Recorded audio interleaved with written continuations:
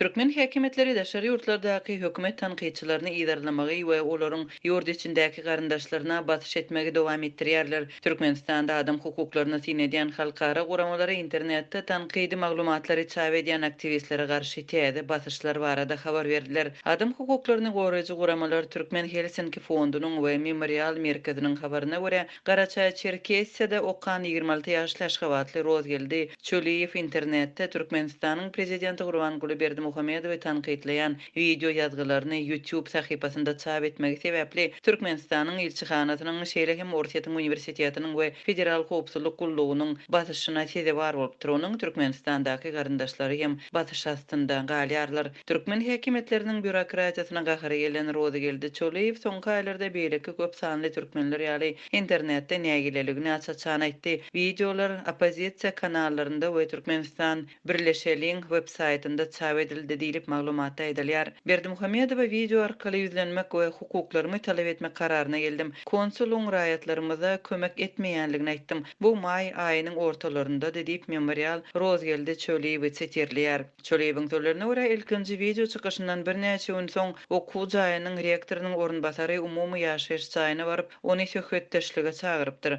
Onuň bilen birlikde uniwersitetimizden 2 sany türkmen student bardy. Ol näme üçin video goýandygymy, köçe çykmaga çagyryndygymy prezident Berdimuhammedowa garşy çykyş edenligimi we elçihanany tanqytlanlygymy sorady. Men Türkmenistanyň häzirki siýasatyna adam hukuklarynyň şol sanda öz haklarymyň depelenmegine garşydygymy aýtdym. Muňa jogap beren rektoryň orunbasary meniň uniwersiteti maskaralap ýurdumyň awraýyna töhmet atýanlygymy aýtdy. Bu zatlarymy ýygnamak üçin 20-25 minut wagt berjekdigini meni Moskwadaky konsulluga we ol ýerden Türkmenistana iýerjekdigini aýtdy. Meniň ýanymda ol türkmen konsullugyna jaň etdi. Görnüşi ýaly konsulluk eýem onuň bilen habarlaşyp meni terrorçulukda aýplapdyr. Konsul terrorçuluk hereketlerine gatnaşýan bir talip siziň uniwersitetiňizde okaýar diýipdir diýip Çöliýew gurrun berýär. Onuň sözlerine görä talipler onuň videosyny rus dilinde terjime edip uniwersitet administrasiýasyna munyň diňe Türkmenistandaky enatalardan gelýän we çykdyjylary tölemek üçin zerur pul almak synanşyk bolandygyny düşündirmeli bolupdyr. Şeýle de bolsa ýol başçylar videolaryň internetden aýrylmagyny isläpdir. Bu arada maglumat çap eden Memorial guramasynyň habaryna görä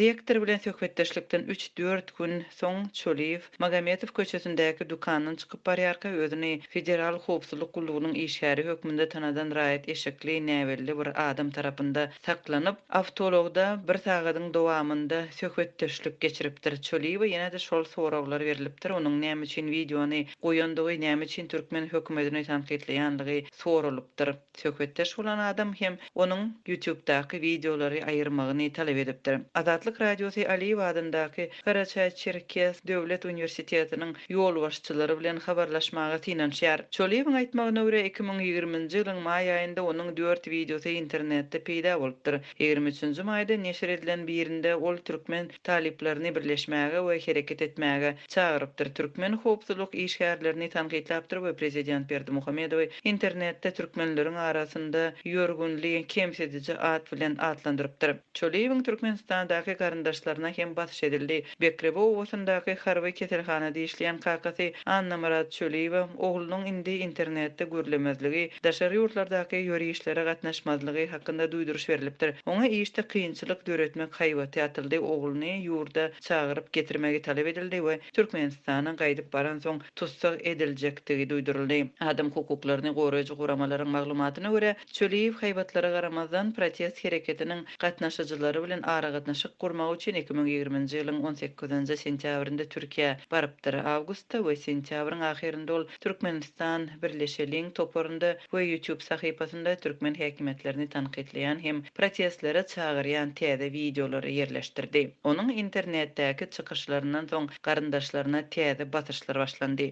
Rozgeldi Çöliýewiň sözlerine görä kakasy heniden polisiýa bölümine kidilýär we bir-iki gün sorag edilýär. Ejesi 60 ýaşly pensioner Ogul Maral Çöliýew sentýabr aýynyň ahyrynda Aşgabatyň Arçabil etrap polisiýa bölüminde soraga çekildi. 2 sany raýat eşikli adam ondan ogulunyň indi internetde görünmezligini talap etdi. Rozgeldi Çöliýewiň dowany merdanyň işindäki wezipesi peseldi. Ortaýatda Ukrainada we Hindistanda okuyan ýene 3 dowany maşgala edilýän batyş sebäpli Türkmenistana gaýdyp barmakdan gorkarlar. Bu arada adam hukuklaryny goraýjy guramalar Türkmen Helsinki Fondy we Memorial Merkezi 7 dekabrda çap eden maglumatynda habar berýärler. Türkmen jemgyýeti güýçlenýän ykdysady kriziň fonunda görülip eşidilmede kiraýat aktivligini başdan geçirýär. Bar bolan sosial hem ykdysady problemalary ätgermezlik edýän we açyk boyun almaýan Türkmen hökümetiniň hereketsizligi iladyň nägileligini artdyrýar. Dukanlarda azyk yetmezçiligi, bankomatlardaky nagt pul kemçiligi we bazarlaryň ýapylmagy ýurdun içindäki adamlary bileleşip çykyşlara ýygnanmagy we köçeleri beklemäge mejbur edýär. Häzirki wagtda dürli ýurtlarda ýaşaýan türkmenler bolsa pikir alışmak we öz raýat pozisiýasyny beýan etmek üçin sosial ulgamlaryndan we YouTube, Facebook ýaly meşhur platformalardan işçiň peýdalanýarlar, protest guraýarlar. Ilatyň grajdan aktivligini bildirip başlamagynyň fonunda ýurdun häkimetleri, aktivistleri hem olaryň garyndaşlaryna edilýän basyrşlaryny artdyrdy.